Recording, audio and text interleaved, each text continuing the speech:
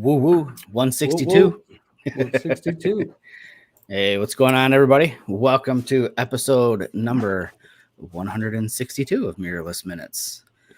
I'm your sweaty host, Jamie. It's warm today here in Michigan. Yes, it is. What are you doing to be all sweaty, man? Just sitting around the fucking house, or did you just do some work? I was hustling around. You do something. Hey, John. Mr. Thomas in the house. No, just kind of, I've got, so I had driveway poured last year. Right. And I didn't really estimate how much room I wanted. So I have a crew widening it.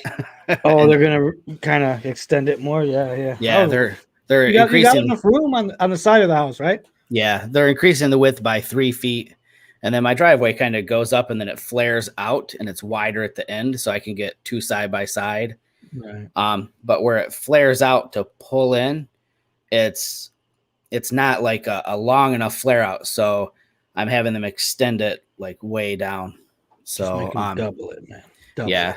So I'm kind of I was just kind of out just picking up some of the stuff that was out there, sweating a little bit. Right. Sweating to the oldies. There you go. Yeah, but so Dwayne is here tonight. How's it going? So for those tuning in live, you're more than welcome to join the show. If you swing over to the Facebook post, the Twitter post, any of those, or any of my social media posts or Jerry's, we give the link right in the post, and you click on that link, and it doesn't take you to watch the show. It takes you to join the show. So if anybody feels like getting on tonight, you're more than welcome to jump on, and you talk about whatever you want. You know how this show goes. It's That's right. 90%, 85% photography, 15% me talking about my driveway. Right. Hey, sweetheart, how you doing tonight? So yeah, Hey, I've got some stuff to talk about. I know Jerry's got a different job now. He's busy. He's busy. I didn't sign up for all that. But the next show, Jerry should have some photos to share from his last work trip. If he gets around, I can hear my kids sneezing in the background. I don't know if you guys heard that. It was pretty loud. But so Jerry did some traveling the other week, and I saw he messaged me some of the stuff he was seeing. So hopefully he can have some of that for the next show, unless you've got it tonight. I don't know what you've got. No, I haven't even touched that card yet. Okay. Yep. So, that would be pretty cool to see some of that stuff, from some of Jerry's travels. It's kind of like, you know what you've done? You've literally taken Mike's spot. Right.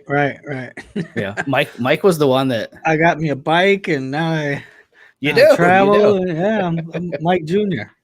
Yeah. I mean, Mike was always traveling for work, and now it seems like almost every weekend, or at least a lot of weekends, you've been gone.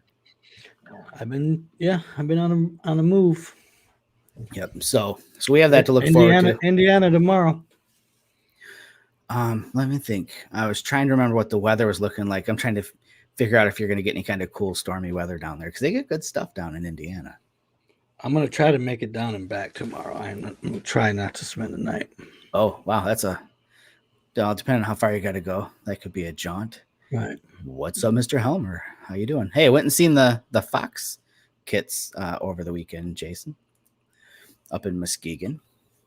They were little this year. I think I got them earlier than I did last year. So, but speaking of storms, if the people watching or listening follow me on social media, you'll know that that's probably what I'm going to talk about tonight. Had a wild trip, a fun trip, literally a whirlwind trip for sure. So I got, a couple of cool stories to tell about that. Some, I think, advice if you're interested in venturing out storm chasing. So I'll be talking about that and sharing some photos from that. And again, as always, like we said before, if anybody wants to jump on the show live, they're more than welcome to. If not, you get to listen to me talk for the next hour. So I guess while we're waiting to see if we get some people lined up that feel like coming on tonight, run it. Tell us. I'll talk about the trip. I'll share some photos and kind of go from there. So on social media, I kind of posted that I had been gearing up and getting ready to make a trip out to the Plains States or somewhere west to shoot storms. I've been wanting to do it for like a decade. And I talked about it on the other show. That's what the whole show 2 weeks ago was about. So my experiences and my takeaways from that. Learn more about the geography of where you're going. Don't make a blanket assumption. I made an assumption and I made an ass out of me an umption. I thought Kansas, the entire state, was like a countertop, that it was perfectly flat. It's really not. You know, the eastern part of Kansas had a lot of hills and rolling and valleys, and it was amazingly beautiful. Just not the landscape I was looking for. And luckily, have a friend in Kansas, Jeffrey McFeeters, who kind of clued me in that to get the landscapes I was looking for, I needed to move further west into the state, which was fine because that's where the weather ended up developing. And that's the next tip, is get yourself affiliated with or associated with or friends with people who are into weather chasing. And there's several ways to do it. The obvious ones would be find storm chasing groups on Facebook, and there are tons of them. So you get into those groups, and when there starts to become a weather event happening or being forecasted, the groups get really abuzz with activity, and people are really cool about sharing, you know, what they're seeing, what the forecasts are saying, you know, where they think you should be, things like that. And because of the information from Jeffrey that we needed to go further west than Kansas City, or I totally drawing a blank on where Jeffrey lives. He's just west of Kansas City. But getting the information from him that it flattens out the further west you go was good. And then also because we were keeping close tabs on these Facebook groups and some of the people that were live streaming, we heard that, yes, indeed, the weather was going to form a lot further west than where we had originally planned, but it was good because it's where it was flat. So Mark and I made our way west, and the cool thing, you know, that I knew was that the storms tend to form later in the day, and you get towards evening and then things just really take off, and that's how it all worked out. So having that kind of information, that, you know, knowledge about how the storms work, paid off. So it gave Mark and I time to explore the countryside, get familiar with what the back roads are like there, because it was very different than Michigan by far. So for those who haven't been out that way, dirt roads, a lot of what looked like they would be kind of a busier, like a primary road that goes very far, they were dirt roads. And we learned that there are two kinds of dirt roads in Kansas. There are the ones that are chalky white, and I don't know what that material is, if it's limestone or what, but number one, they make cool leading lines in your photos, but those tend to pack down really hard. And when they get wet, they seem to stay pretty stable. And then there are what you would kind of consider a traditional dirt road, except the material in Kansas seems to be more clay. So when those get wet, they turn into like pudding and they're not fun to drive on. And I knew going out there from other storm chasers' experiences and advice that you want to stay off of those roads after it's been raining, especially if you're in a situation where there could be large hail coming or a tornado or something like that. You don't want to be in those areas. So this is my first story. Mark and I were kind of wrapping up our night a little bit. We'd been chasing the storms as they moved off east, and we didn't want to stay on the highway because we didn't want to get into a position where we ended up inside the storm without an exit to get off to set up and shoot. So we stayed off the highway, which is 70, and took all those back roads. And again, the majority of them are this white, chalky material that after they're wet, they're fine. They're hard packed. And Mark was the navigator, and he's finding our way around through these back roads. And, we venture off onto these back roads, and we come around a bend and up this big hill and around another bend. And the whole car just started to sink as we made the bend. And I continued to try to drive forward. When I rented the car, they told me it was all-wheel drive. Shame on you, Enterprise. It was not all-wheel drive. So we were starting to get stuck. And I thought, okay, I think I'm just going to try to back out and continue backing out in the tracks that we had already created. Because we had made it probably 100 yards before the car really started to sink. So we were a little ways into this road. So I put it in reverse. And as I'm putting it in reverse, the wind really started to pick up. Don't get mad, Mark. I think Mark was nervous because he thought we were going to get stuck. He's like, we're not going to be able to get a tow truck out here. And I'm like, well, we'll get out. We're not going to call a tow truck. We're going to get out. So I put it in reverse and I'm trying to stay in my tracks and back up. And as I'm backing up, the car starts to drift and slide and turn sideways. And I knew that I had the opportunity to do one of two things. One is to continue super slow and hope that we continue to make that turn around so that I can straighten out and just go straight back out the way we came.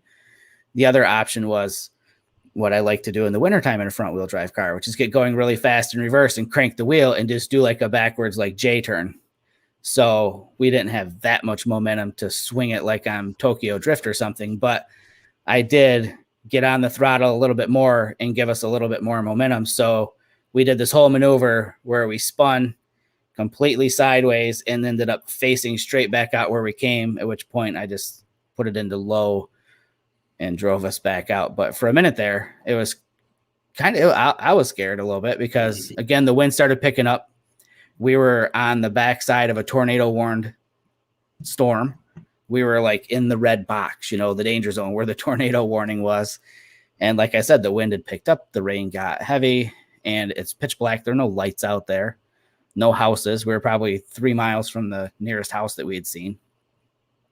But the point of that story is if you can do the research beforehand to familiarize yourself with which ones are going to be like those main hard packed roads. And I don't know how you would do that in advance because everything happens on the fly, but I'm sure that there is some sort of designation or something that would help make you aware of which roads you should be on and not be on, or just rent a 4-wheel drive car. Did you guys see any other storm chasers out there? Like group, you know what I mean? We didn't see any groups. We did run into, so we've seen some interesting vehicles. One of the first stops we made in Salina, Kansas, we pulled in to get gas, and there's a guy in a big GMC Yukon that he had painted the entire truck in Line-X, like the truck bed liner. So it's basically like a bulletproof truck. And he had like weather apparatus on the roof, and he had a big decal on the side. I ended up following him. I mentioned him on my Facebook Live at one point. It's like Top City. Top City Twisters, I think. Did you talk to him, right? Yeah, went over and talked to him for a few minutes and just asked his opinion. This was really early when everybody was still kind of up in the air on what would happen, whether it would just be a bust because there was the potential that this might just peter out, that there wouldn't be enough moisture and instability. And I told him, I said, well, we're from Michigan. We're photographers. We're not really after tornadoes per se. We just want some cool structure and stuff to photograph and lightning. And he said, you're in Kansas in May. He says, you're going to get lightning. He says, you're going to get more lightning. You know what to do with. I'm like, all right, cool. Oh, my light's about ready to tweak out on me. Oh, that's a sign. Oh, I'll turn that one off. It's going to be a little dark on me here. But so he was the first person we met. And after we gassed up, we decided to drive around kind of, countryside or whatever, just to shoot some landscapes. That's where a lot of my cloud photos were taken. And we found this spot and we were shooting and recording a little video. And we were getting ready to leave. And I saw this pickup truck that was backed into like a farm access road that would like lead into the fields. And I said to Mark, I bet that guy's a storm chaser because there's no reason to just be sitting out there parked at the edge of a field in the middle of nowhere. It wasn't a farmer's truck for sure. So maybe that's what they do in Kansas for fun. Well, there's always a possibility of that for sure. And so I went back, we got in the car and I told Mark, I said, I'm going to stop and run over and talk to this guy. So I went over and talked to him. And again, the same thing, just kind of picked his brain, asked him where he was from. He's from Houston, Texas. His name's Sam Dienst. He's got some astounding photos. I mean, this is what this guy does. He drove up from Houston, all by himself and the hope that there was going to be weather, just like we did. And, I asked his opinion. I said, what do you think about development? Where do you see it happening? And he's like, yeah, I think a little southwest of Salina, which was where we were at. And I asked him, I said, what's your opinion on maybe some good structure development or lightning and things like that? And he said, you're in Kansas in May. I about died because it was the second person that said the exact same thing. So apparently Kansas in May is kind of the place to be for lightning for sure. And structure, he said structure is hit or miss. And that's kind of what we saw. If you weren't like pretty much right at the storm on the backside when it first developed, then you weren't really going to see a whole lot of structure. We saw a little bit. We stayed north in hopes of watching it build. And then the plan was as it moved northeast towards us, we were going to loop around and get behind it, which is what we did. I just found that afterwards, in hindsight, seeing the people's photos from behind it, they could see a little more shape in the structure. Granted, they didn't have as much light to work with as we did. But the plan of following behind it to stay out of the rain, because if you look at a radar map, when a storm is developing and moving, generally the rain, at least with a supercell or a big organized storm, all the rain is out in front in the direction that it's moving. So by staying behind it, we were able to stay dry and shoot, again, like more lightning than I think I've ever seen in my entire life in one day. It was pretty wild. So I'm going to try and adjust my aperture here, see if I can brighten things up a little bit.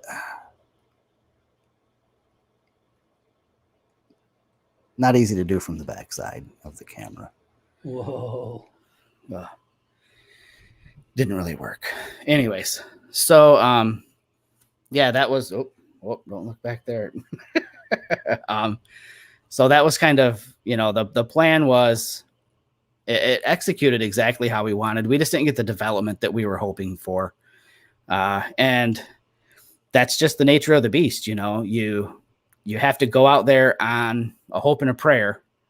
And if Mother Nature decides to cooperate, then you just have to react quickly, which is what we did. And another tool, obviously people use radar apps. The ones that I recommend are Radar Omega, and that was developed by a storm chaser that used to have a show on the Discovery Channel, this guy named Reed Timmer. And the app is really cool. Yeah.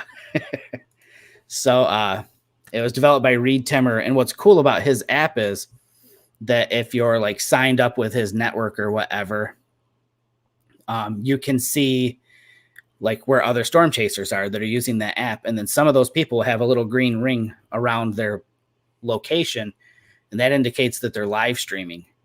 And there was a gentleman that was live streaming almost continuously the whole time we were there. He had like a dash cam going, and he was giving like real-time weather updates on what he was seeing, what was happening, what the predictions were. So tools like that, like Radar Omega, come in really handy. And then also Radar Scope is the other one that I use. And I like Radar Scope because it allows you to sign up with different spotter networks. And what that gives you is, again, kind of like what Radar Omega does, like real-time updates from people. And I don't know if I would use this feature, but you can click on like where we were at. There were like 100 red dots. There were probably 100 people out chasing that storm system when we were out there. And you can click on those dots. It'll give the person's name, sometimes their email address. Most of the time it gives their phone number, which could potentially come in handy if you got into a tricky situation. I mean, I wouldn't be above calling a complete stranger if I saw that their red dot was near mine and I needed help, like if there was an emergency. So it's really cool service that I think that they offer. And the radar features are great. You see real-time lightning and things like that. So really good tools to have. If you're doing it like really, really well, you'll go with a laptop and a hotspot and have like the National Weather Service, radar and things like that pulled up. But what do the pro storm chasers do? That's what the pro storm chasers do. So that guy that I saw running a laptop or 2 or 3, I mean, the guy that we saw at the gas station, his wife or girlfriend was sitting in the passenger seat and they had one of those pedestal mount arms, and she had a laptop up, and I could see that they had the radar pulled up and split screen. So they had the radar and then they had satellite imagery of the clouds so they could see if supercells were developing or what was happening. That's cool. Yeah, it's really cool. And I was kind of surprised at the number of people that I saw that we know we're storm chasing that were solo. I'm going to guess those people were more experienced. I don't know that I would want to do that solo. There's too much going on. I mean, if you speak with Mark about it, he'll tell you it was pretty hectic. And like I did a vlog, you know, talking about the whole experience. In the intro to the vlog, I'm just talking away about this and that. And then in the background, you can hear Mark say, we got to go. Because it's just like that. Like all of a sudden you see all these red dots. Everybody's moving. Everybody on the live streams is saying, okay, you know, it's really starting to ramp up here. Everybody's going to want to be in this spot. And then the next thing you know, we're jumping in the car and we're racing down dirt roads to get into position. Yeah, they don't stick around long. I mean, even the ones here, I mean, you get good 5 minutes and they're past you. And what's wild is, again, you know, having not been familiar with the landscape like that, you can see it 30 miles away, 40 miles away coming, and still not necessarily have the amount of time you want to get yourself around it and come in from behind it to track and follow it to get your shots. It's pretty.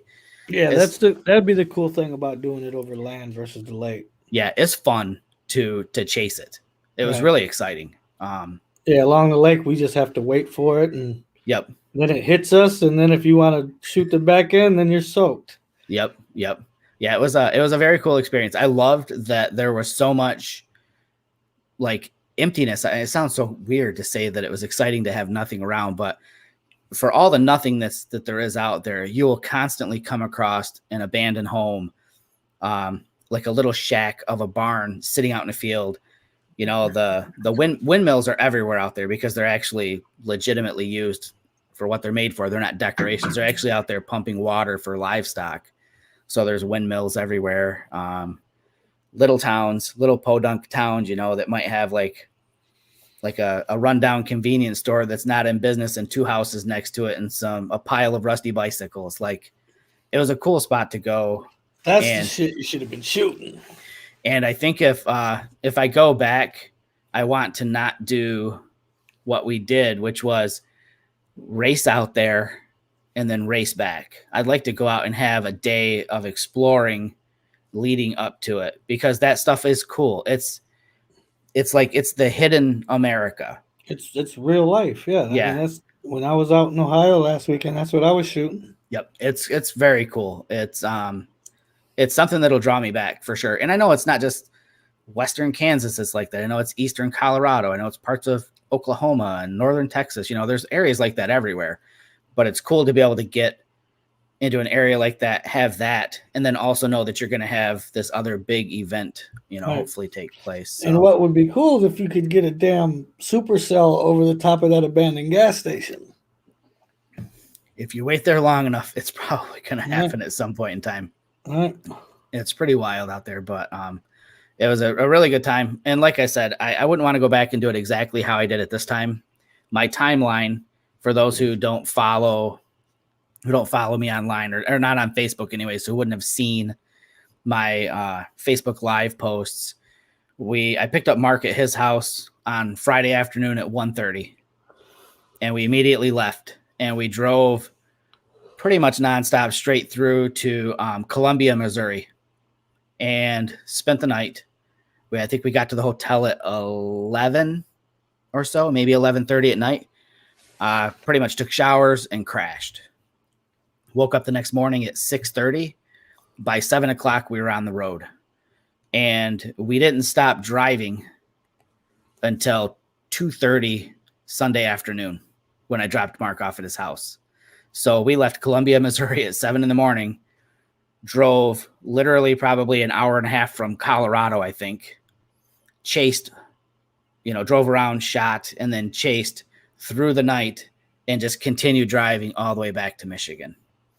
I think I was up for like 37 hours.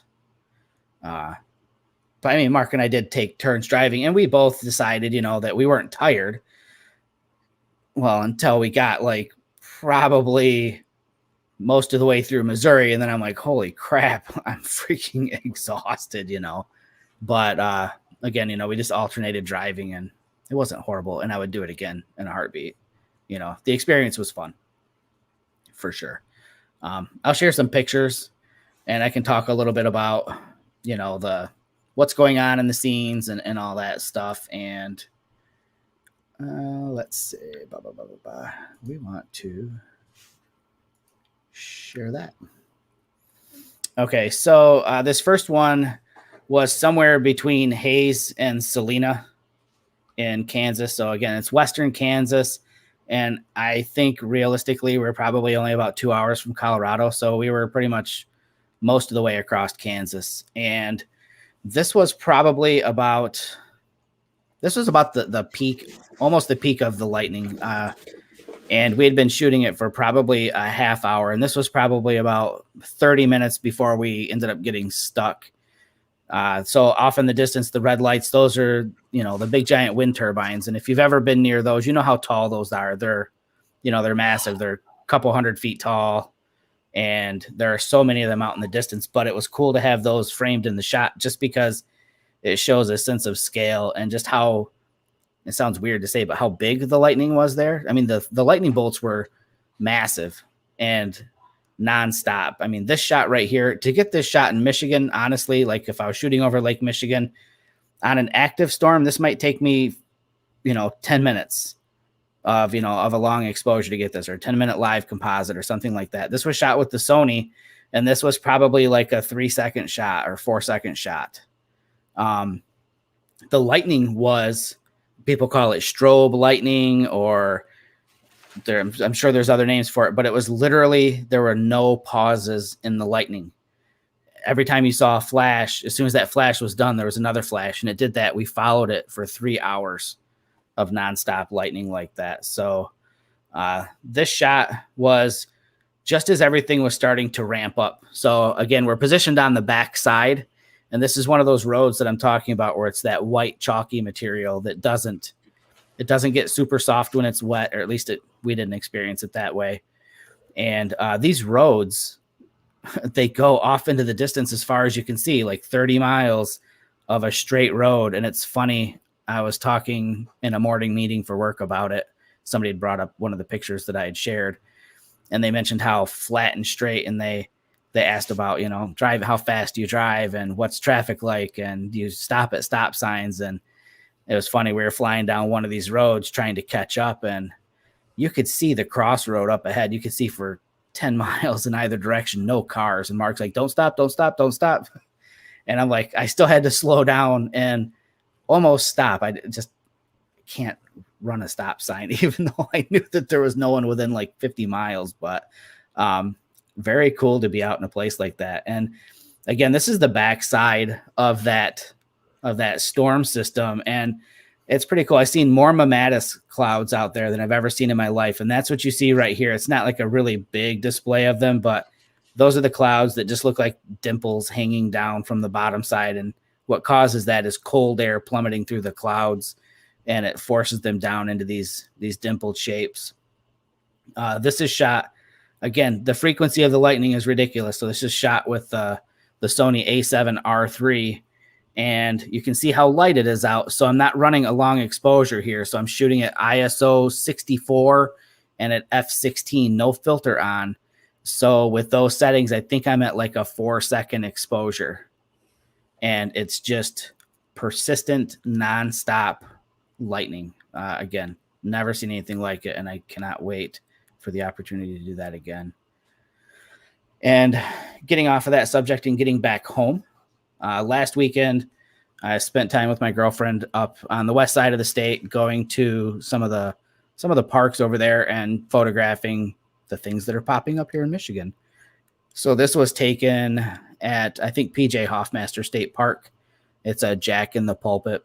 Just, I've been wanting to get out and shoot woodland flowers and woodland plants in the spring. And again, having that A7R3, I really want to see what I can do with it. This is a crop. This is a huge crop. And I'm still blown away at the amount of detail you can keep in such a giant crop. Oh, that's a little zoomed in too far. But probably right about here, this would probably still be at about a 400% zoom on that image. And it still is, it's printable at that. So really happy with how the A7R3 is working out.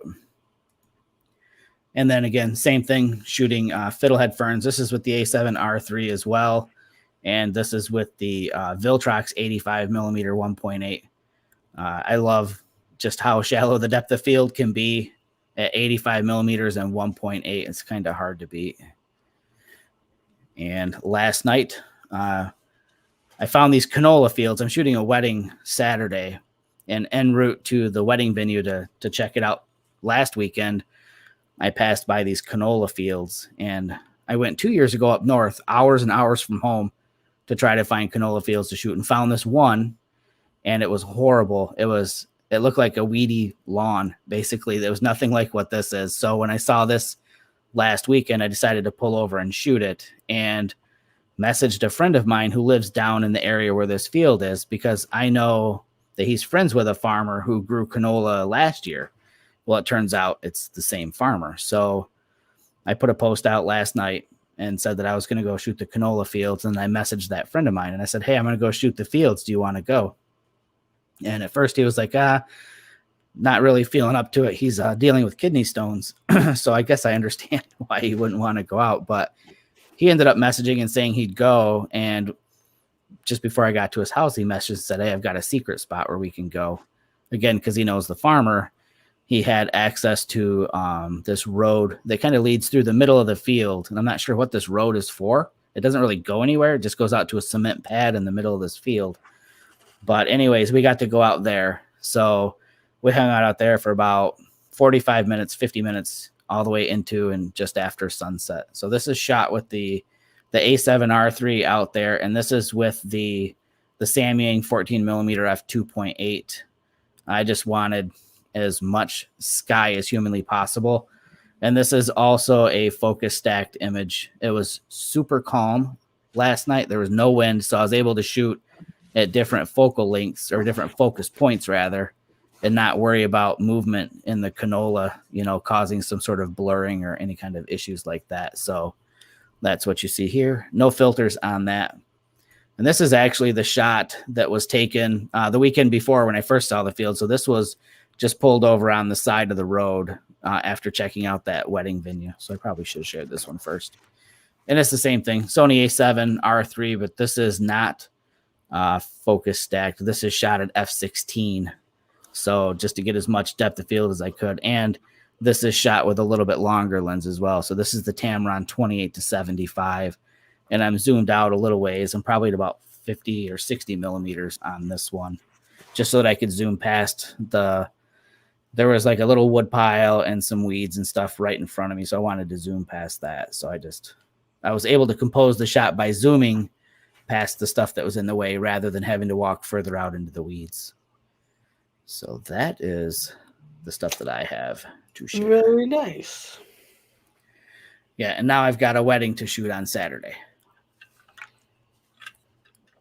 And for that, Jerry, I bought smoke. Nice. I gotta some lady asked me to do some senior pictures, and her daughter wants some smoke bombs for her with her cap and gown. Yeah, so we shot with a model, what was it, 2 years ago that we did that with Drew? With Drew? Oh, yeah. That was last year, I think. Was it last year? Yeah. Well, we did a shoot with a model. We used the smoke bombs from Enola Gay. And the ones I had last year were decent size. I should have brought the box in here. The ones I got for this shoot are like that big around. Oh, are they bigger? How long do they last? I think like 2 minutes. 120 seconds are the big giant ones. They're huge. They're the biggest ones they make. Nice. So, and it's a surprise. I didn't tell the bride. She's pretty she's young and she's probably pretty into this kind of thing. So I'm hoping she's cool with it. If not, I just spent a lot of money on smoke bombs for nothing. But I'm probably going to be going down to the skate park with Shelly in Grand Rapids again, getting a hold of the skaters that we shot before. Oh, yeah, that'd be cool. Have them run around with smoke grenades. Yep, and get some shots with that. So pretty pumped on being able to do that as well. Right.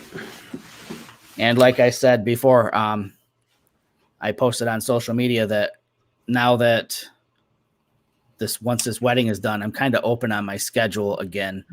So I'm thinking about heading back out west. If anybody lives out west during storm season and is interested in meeting up, I got a buddy that lives in Garden City, Kansas.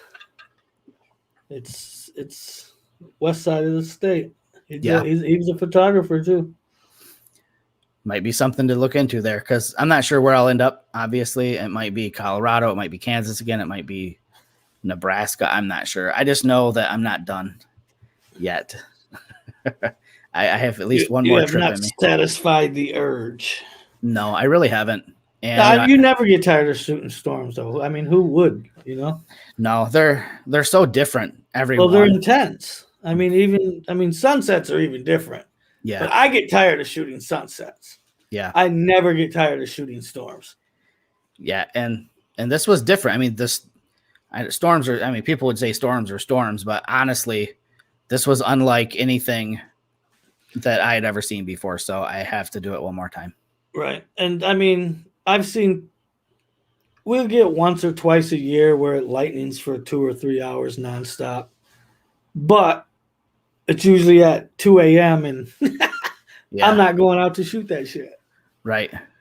Yeah, and this was 3 hours of lightning coming all the way down from the clouds, hitting the ground constantly, as well as spider webbing out through. It was intense.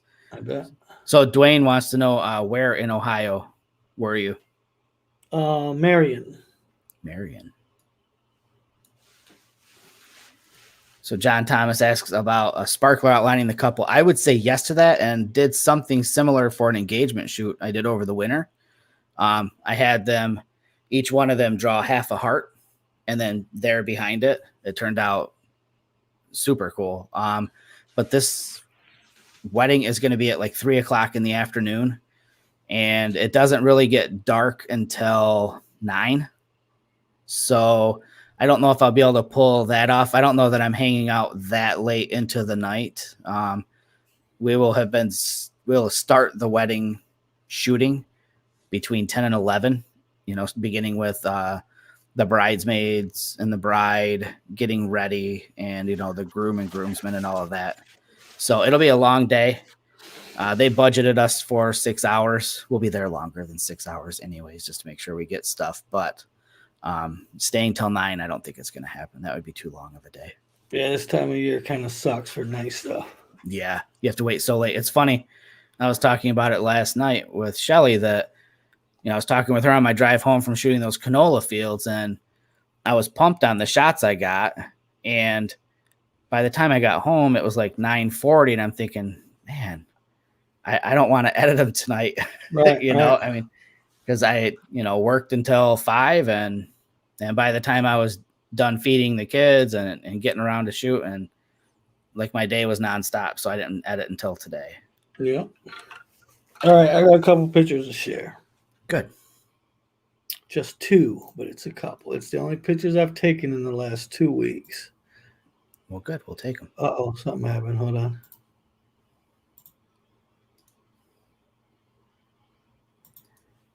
Yes, they are a very long day, John. And this is actually the shortest wedding I've ever shot. Most of the weddings I've done, I'm honestly committed like 12 hours plus, which is ridiculous. All right, we good? It doesn't show up on my thing. They changed something because it's... Hold on. Oh, here we go. There you go. Now we're cooking. All righty. I did a portrait shoot with Savannah. It's the first time I shot with her. She was really fun to shoot with. It is a tire, I want to say a tire repair place. Half the parking lot is just piles and piles of tires. So I took her over there and shot this with the Sony. It was a little bright that day, so this is natural light. I didn't use any flash for this. So this was shot probably around, I want to say maybe 2:00. At first, I didn't want to do it because I was like, the sun is pretty hot out. Meaning that it's going to cast a lot of shadows. So I just backlit her with the sun, and then I underexposed probably about 2 stops so I could keep my sky. And I just brought her back. That's the beauty of full frame right there. Yes, it is. And I thought this came out pretty nice for it to be 2 stops under. So like I should have uploaded the original photo. You can barely see her in the photo, but I did that on purpose so I could keep that sky looking like that. Yep. Yeah, if you don't have a light with you to fill in, then that's one of the beauties of full frame. Like I said, this year, man, I'm not dragging no gear around anywhere. I'm bringing my camera and my lens. That's it. There you go. Same thing here. Me and Greg were out for a bike ride, and I got the front trunk on my Can-Am, so I throw my camera in there, and we were out for a ride. This was out at Duck Lake, and Greg just bought this bike like a week before I bought mine, so we're both out trying to rack up miles for our break-in period. Yep. So we took this on a day we were out, and the sky looked pretty cool. So I was just gonna take a picture of the bike, and I was like, "Yo, go sit on the bike, man." So nice. Make for a good action shot, the hero shot. Yep. And this was shot with the Sony too as well, the Tamron 28-75. Sweet. And that'll do it for me. My 2 pictures. Hey, I'm glad you had something to share. Right. Well, I always got something. I mean, even if it's cell phone images, you know what I mean? Hey, it doesn't matter. Talk about them. I mean, right. How many people go out and shoot with a cell phone, even though they have a regular camera? I mean, it's just the camera you have with you. I mean, hell, I was in Kansas shooting all those storms, and I've got cameras up running time lapses, and I'm out taking pictures with my phone too.